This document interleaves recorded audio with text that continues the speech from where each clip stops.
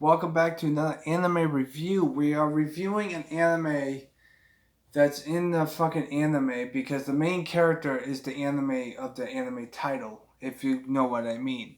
Okay, I don't know how to pronounce it because it's Japanese. There's 12 episodes. They're all 12 minutes long. But when I was watching it, they combined the two episodes, so I watched it like it had 6 episodes because all the episodes are six 12 minutes long. Okay, all the episodes are 12 minutes long. Okay. So there's 12 episodes, but they're all 12 minutes long. Okay. Now then, here's where it gets a little dicey. There are five main characters. Okay. The first main character lives in. They're all small people. I mean, they can fit into someone's shoe. That's how small these characters are.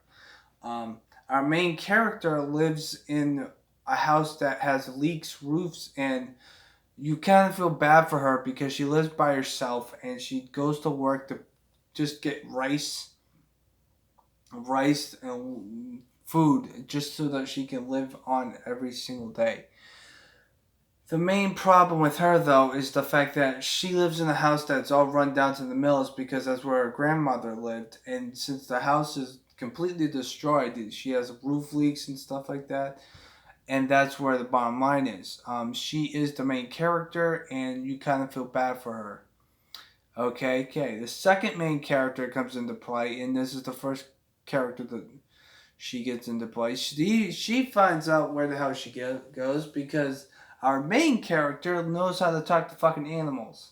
I don't know why, she just knows how to. You know why? Because the main character lives in the fucking mountains, and how does she get into town if she lives on the mountains? Since she can't, she can't drive or anything. She gets a fucking bird to carry her into town, which that is the most ridiculous thing ever.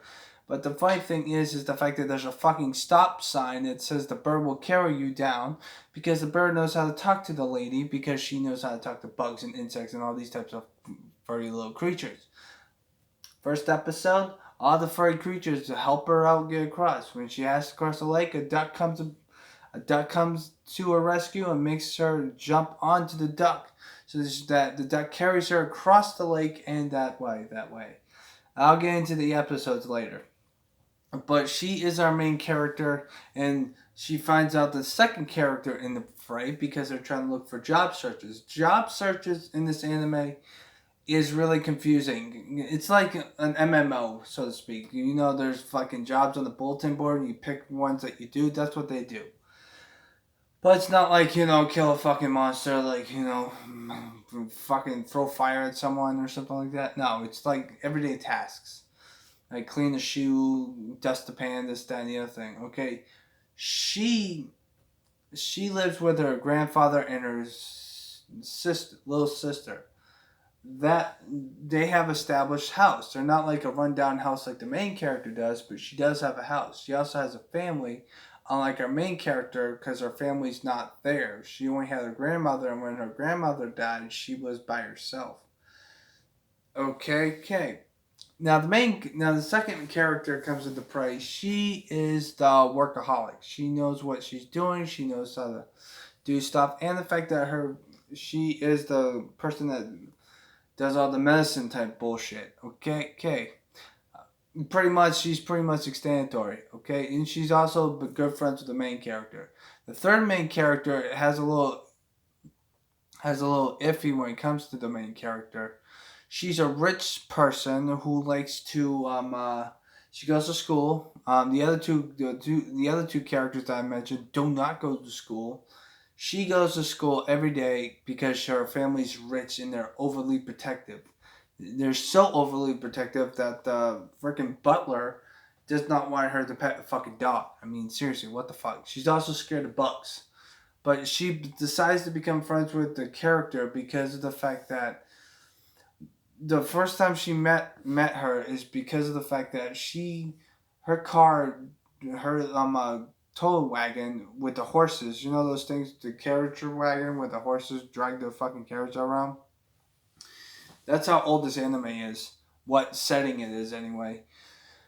she's going by and they accidentally splashed water on their main character and she felt bad, so she wanted her to buy new clothes, but since she doesn't want to do that because the clothes that she has, even though they're stuck to the bone, it's what her grandmother made for her, and she says that it's not it's there's no price for that, which is a good metaphorical or something like that. I think it's really fucking good.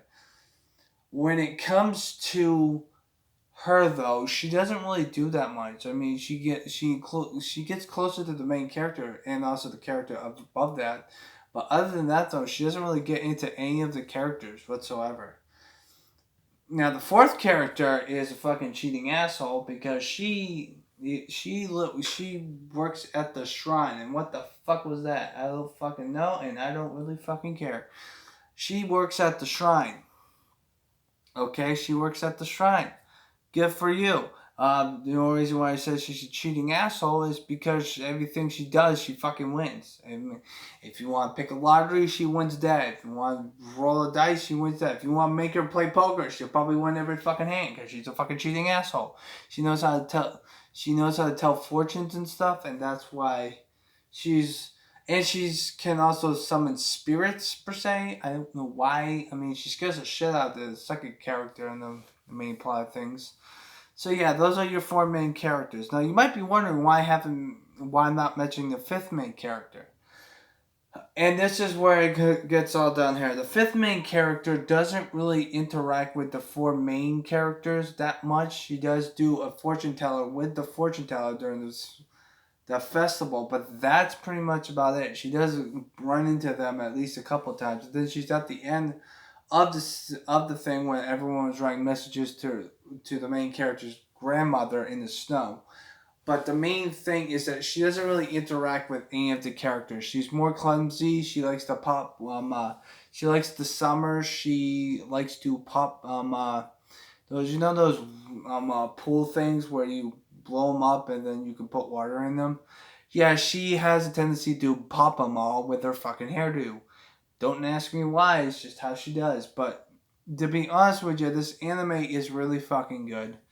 But that's the main problem is that the fifth character doesn't really do that much to the main cast of the characters, per se. Now then, let's go with the setting. The setting is from the old Western times and stuff like that. Pretty much.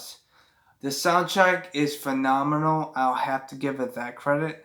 And the only reason why I say that is because the first 8 minutes of the first fucking episode, the main character doesn't really speak that much. The only person that speaks for 1 minute to 8 minutes is the narrator. If you watch the first two episodes, there's no fucking dialogue whatsoever from the main character or the main cast because the only character that they show is the main character and she only says like a couple fucking words. She doesn't say that much beyond that, and when the characters come in, more characters come into play, there's more words. The first two episodes are underwhelming when it comes to the dialogue because I think I've this is probably the first two episodes are probably the most that I've never heard of a dialogue at all. I mean it took like 3-4 minutes just for at least someone to explain to me what the fuck is going on.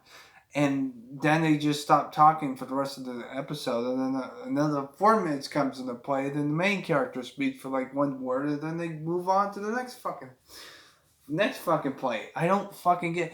The first two episodes will make you lose your mind because there's no fucking wording and dialogue, and that's the main issue I have with that problem. But with that being said, I give this a 6 out of 10. I think it was really good. Now they do tease that the main character might die because of the fact that she's by herself, but then her friends help her out because the dog saves her life because she tells her friends that she's sick and she's about to die because she sounded cold too much. Note to self: if you have no, because she walks barefoot everywhere she goes, and she doesn't change her uniform unless she has to go cooking at the school because she does work at a school and that's how she be friends with the rich girl. But she is probably like the best. She's probably like the She gets sick, and the dog helps her save her. Because why am I mentioning a dog is because of the fact that they found a lost dog. Well, she found the lost dog. She gives the dog food, and the dog follows her back. And then they like to keep him because he's an abandoned dog, and they don't want to send him to the pound. So they decide to keep him, and the dog is friendly. He actually saves one of the characters when she was trying to ski. She was going way too fast down the hill, and he grabbed her so that way she doesn't like crash into a fucking tree. I thought that was interesting. Well, I'm giving this a 6 out of 10. I think it was really good and really interesting. But to be honest with you, the first 2 episodes are overwhelming because there's no fucking dialogue whatsoever for you to keep track of what the fuck is going on. And when they do say stuff, you're like, holy shit, they actually say something. I'm like, what the fuck? It's not like that episode from Samurai Jack where there's no dialogue, it's just fighting and stuff, and that's probably the best episode of Samurai Jack in my opinion. But to be honest with you, this anime is really good. Oh, it's not good. It's okay. I mean, I can understand all the rest of the animes that are on the list are better than this anime, but I think this anime will teach you about the specifics of what. Well, mainly the 3 main characters. I mean, the only reason why I give this a 6 is because I would have given this a 7 or an 8, but because of the fact that the fifth main character doesn't, because there's 5 main characters that you focus about, and the fifth main character doesn't come into play. And when she does come into play, she doesn't really do a reaction towards the other 4, and that's the main problem. I mean, when the fourth main character comes into play, she actually interacts with them more than the fifth main character, and she doesn't really act. The first time the fifth main character reacts to the fucking group is when she was dizzy. She's overheated, so the second main character pours water over her head so that way she can cool off, and then she decides to help her out. Other than that, though, she doesn't really react to any of them. She reacts to her, and she reacts to the fourth main character, and then she's not reacting to the 4 main cast, except for the very end. And when at the very end, she doesn't really say that much, and that's what the main problem with this anime is. But with that being said, I'm giving us a 6 out of 10. I hope you guys have a nice positive day and take care. After this weekend, I'll upload more of the fucking video game footage type stuff because I'm dealing with a lot of stuff lately emotionally. But yeah, I might just keep pumping these things out because I'm gonna be watching anime for the rest of the week because I'm a fucking nerd.